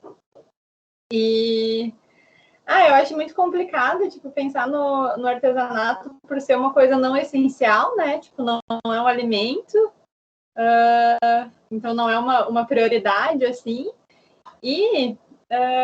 Por exemplo, sei lá, tô fazendo uma bolsinha agora, né?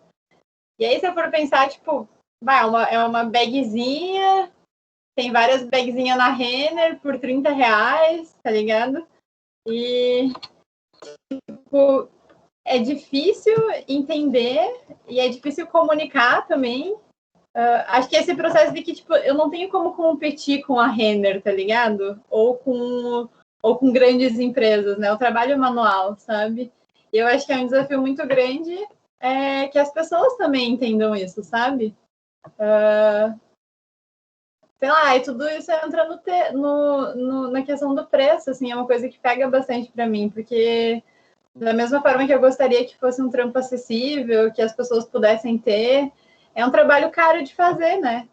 Vou lá, vou fazer cada pontinho, né? Vou comprar linha, é bastante tempo envolvido. Às vezes você vai errar uma coisa, você vai desfazer, né? É um processo que ele é longo, ele é comprido e, né? Que tem as coisas intangíveis entram aí, né? Enfim, eu acho bem. Para mim é um dos maiores desafios, assim, a questão do preço, sabe? Para além do valor. Enfim, talvez eu tenha dado uma viajada, mas é isso. Mas essa aí é um questionamento, esse é um questionamento de muitas pessoas, assim, quando a gente vai trabalhar esse tema, né? Como que eu vou colocar o preço que realmente vale, né? Em termos do que eu gastei com linha, que eu gastei em horas de trabalho, no mínimo, né? Que seriam custos variáveis, isso, né? Pelo menos para cobrir o material que eu gastei e o tempo, né? Que é mais caro. E, claro, quando você está trabalhando em algo que você se identifica, tem benefícios também que não são só monetários, né? Você pode pensar que você está trabalhando a sua expressão, a sua arte, a sua, enfim, terapia, mas a pessoa que está trabalhando, ela precisa sobreviver dignamente do fruto do trabalho, né?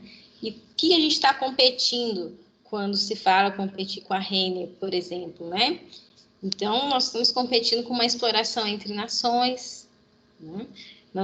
De matéria-prima, de impacto ambiental, material que se usa e de exploração da mão de obra, né? Pessoas que têm que produzir dezenas, costura, prejudicando a sua saúde, né?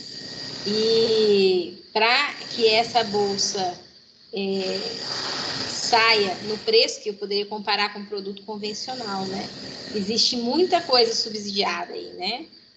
Que o subsídio aí pode ser a miséria da família, que tá né?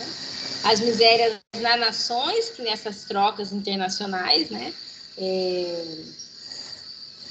Devido à moeda, exploram, pagam muito menos do que podem um gasto energético, né? Que envolve aí justamente por essas explorações entre nações, né? Petróleo, energia e essa movimentação do planeta, né? E realmente essa é a grande dificuldade, as pessoas que são consumidores que têm uma renda reduzida, né? Pessoas querem pagar o preço, mas tem que ter outras prioridades, né?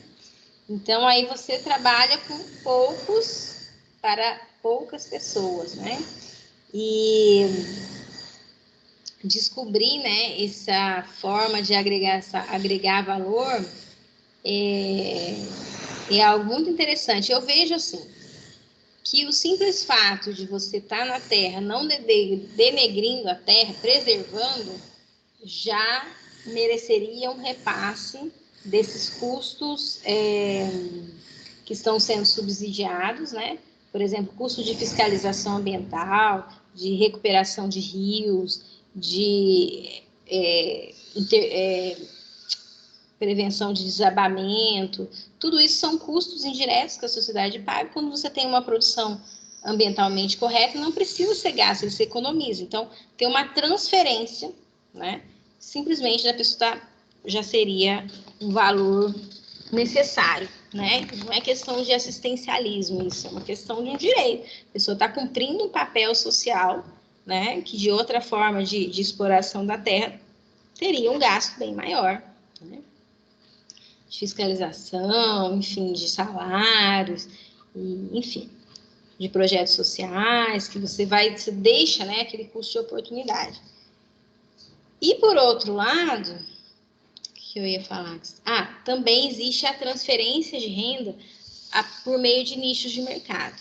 Então, existe uma crítica, né, de que produzir para nichos específicos que podem pagar, elitizar o orgânico, e eu entendo esse posicionamento também, mas você trabalhar o teu produto para que, se ele é bom, que ele possa ter linhas de oferta, né? Você vai fazer ele mais acessível para um perfil, mas você também busca espaços que agreguem valor a esse perfil.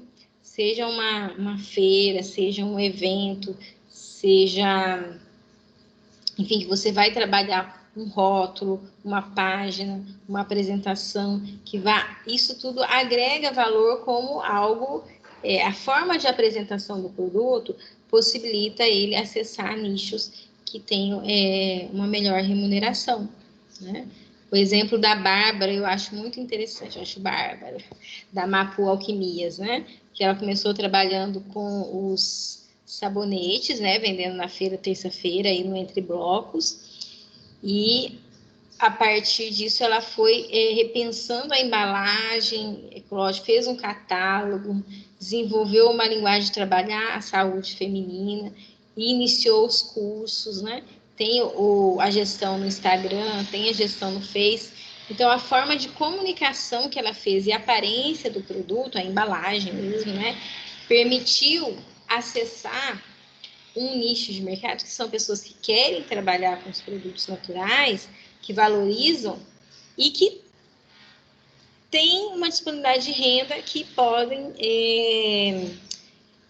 pagar mais por esses produtos. Então,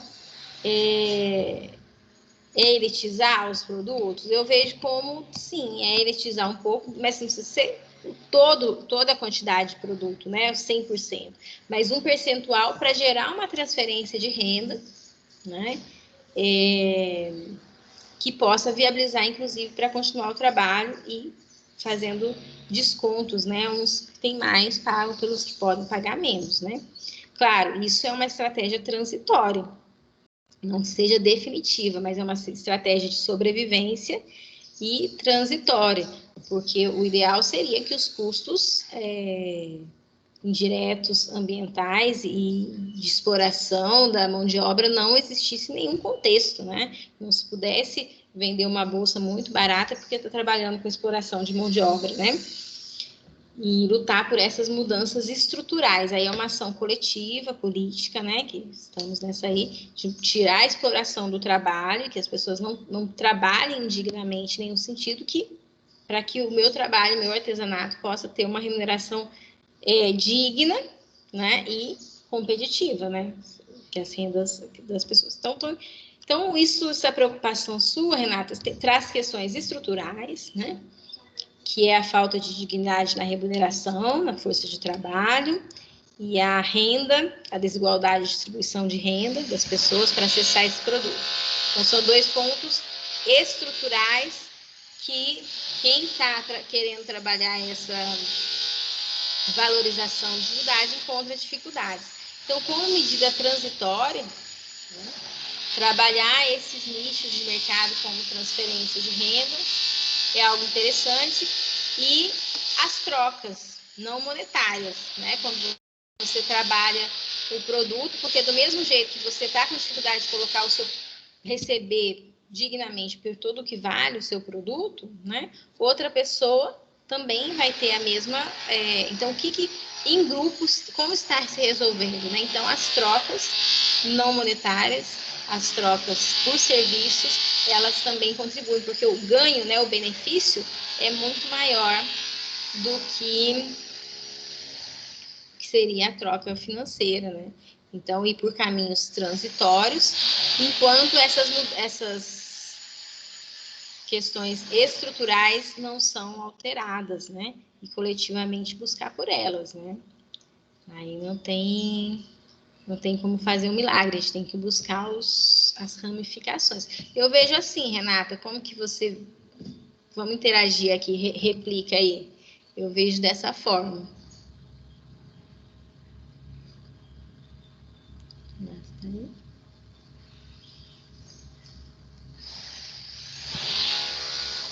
Alguém? Eu acho que faz sentido tudo que você trouxe, Cris.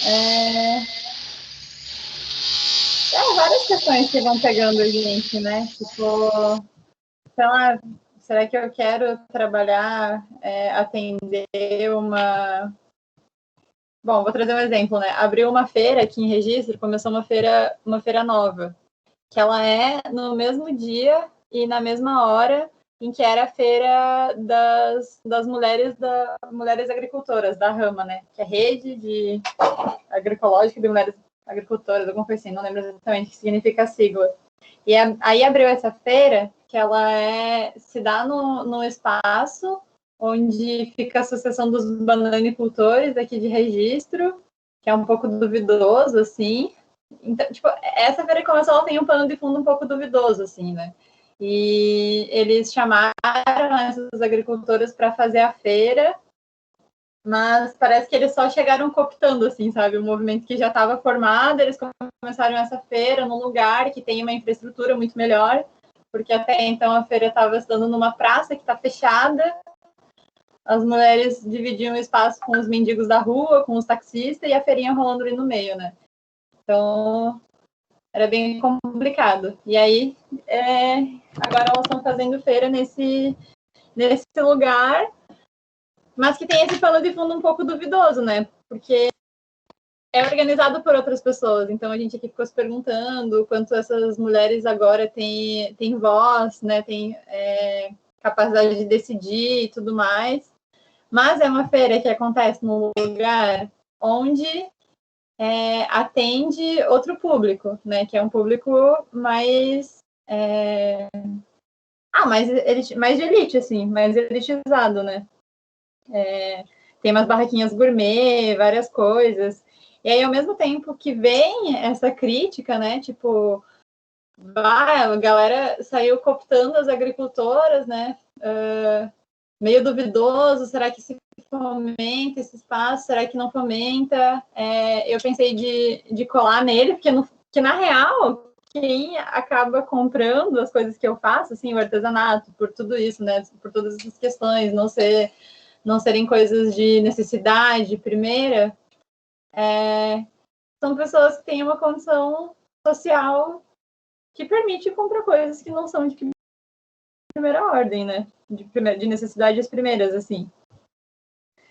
Então, sei lá, eu acho que tem... Mas eu também fico me perguntando, né? Quantas bolsinhas você precisa, sabe? Quantas blusinhas você precisa? E isso é no meu dia a dia, assim, né? Tipo, agora, para mim, principalmente depois que eu comecei a entender que eu gostaria de trabalhar com isso, de ter isso como uma fonte de renda, eu quero cada vez mais, assim, consumir e comprar de quem faz, né? Porque eu acho que agora eu tô mais... Antes também já queria, mas agora eu tô mais ligada do trampo que sabe?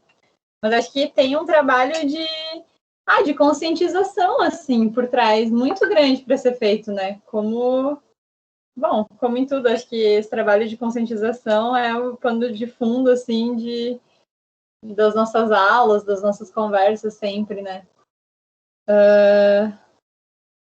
Mas, enfim, ficam várias questões, assim, sobre... Bom, se eu chegasse nessa feira, eu estaria fomentando algo que é um pouquinho duvidoso, mas também eu poderia chegar nessa feira e levar questões também, né? Que é aquele negócio que a gente fala, às vezes a gente está discutindo ali entre iguais e concordando, mas se eu fosse nessa feira e pudesse apontar, sabe? Pudesse... Não apontar, né? Mas pudesse, tipo, estar pensando junto, assim, estar ali de uma forma crítica, sabe? Sei lá. Porque, sei lá, me parece que, tipo, é algo, pensar em estar lá de uma forma crítica é algo, pelo menos para mim, assim, que me ajuda a sentir que eu não tô, sabe, que eu não traí o movimento, sabe? Tipo, já tá vendendo lá pra uma galera, não sei. Enfim, eu tô meio avoada, Cris, mas... Não, mas é isso. Talvez tenha feito sentido a minha...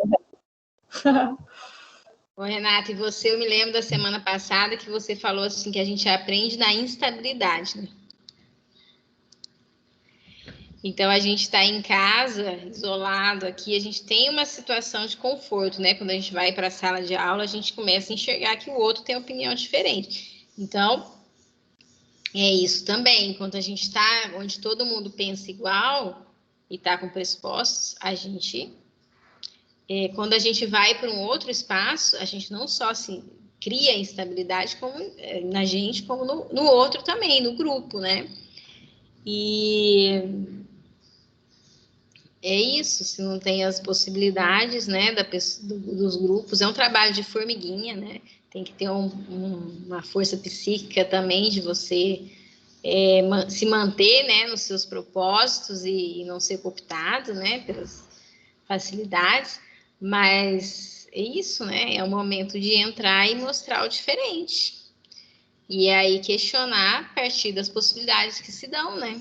Como é que você né, lutar com um gigante, né?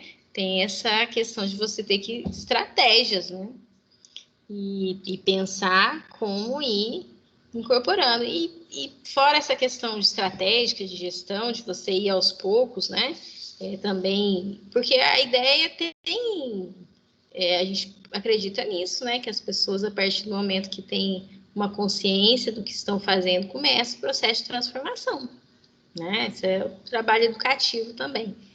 E isso, a ponto de adentrar e também ter confiança para ir mudando as estruturas. Porque só negar também e criar o conflito tem o seu momento, né? Tem o momento de ter a movimentação, mas a gente, enfim, cada um tem um perfil de intervir na realidade, né? Alguns vão levantar as armas, outros vão a partir do cotidiano e transformando, como cada pessoa tem o seu momento também, né? E é isso, quando a gente trabalha com a verdade é muito bom, porque é isso, trazendo à tona, né? Um modo diferente de enxergar. E se tem pessoas que estão num grupo que tem... eu vejo como uma transferência de renda. Eu não vejo ruim, assim, você trabalhar o rótulo e estabelecer um valor mais alto, trabalhar a apresentação e receber com o valor que a pessoa pode pagar e a pessoa já recebeu, né? Ela achar que ela pode pagar é porque ela também agrega o valor ao trabalho dela e circula a renda. Eu não vejo essa restrição, acho muito relativa essa questão de ter que trabalhar com valor baixo, como se a pessoa não tivesse como pagar e ter que ser para todo mundo. Eu tenho essa percepção que são preços diferentes para rendas diferentes. Né? Claro que tem uma apresentação, uma comunicação, uma forma de agregar valor pelo não material, né, para cada público. Mas muito obrigada, Renato, pela sua participação. Nós vamos ficar refletindo aí com o caso da Renata, o artesanato, um caso que traz assim, questões estruturais, polêmicas, e todo o material está lá na plataforma para vocês acessarem. Nosso horário aqui já chegou às 10h30 e tem o pessoal que já começa na próxima aula, né? Então, mais uma vez agradeço todos esses momentos aí de partilha desse conhecimento. Espero que tenha contribuído para provocar reflexões e provocar um interesse para acessar o material, os textos que estão lá na plataforma. Grande beijo, gente. Até. Eu...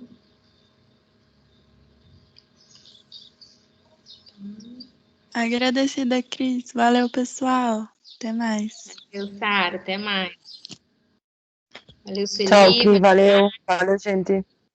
Valeu, Mel. Melissa não falou nada hoje. Melissa. Não falei, não falei. Fiquei mais na escuta. Mas eu tenho coisa para falar. Na próxima eu falo.